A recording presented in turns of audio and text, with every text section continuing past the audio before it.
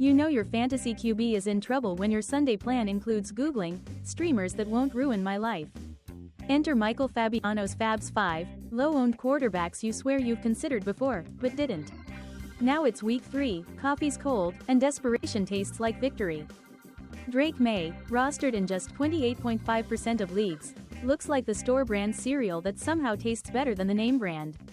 He popped for 26.3 fantasy points last week and has a dazzling 42.1 on the ledger somewhere, which screams upside, chaos, and possibly more upside. Patriots fans, please sit down before you faint from optimism. Maye looks composed, aggressive, and just the right amount of reckless for fantasy goodness.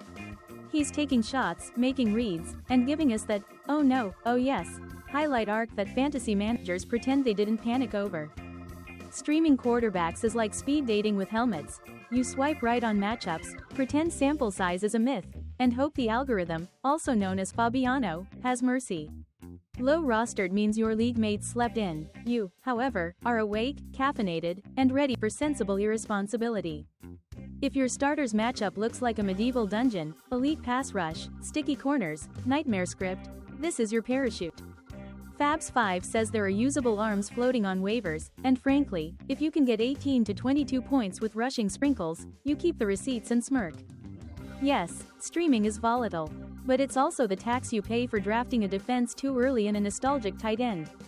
Roll with the hot hand, chase pace and coverage busts, and accept that red zone luck is the fantasy god we all politely bribe with optimism.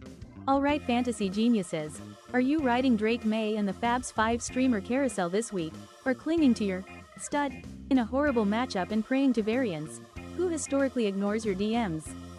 Like and subscribe, please.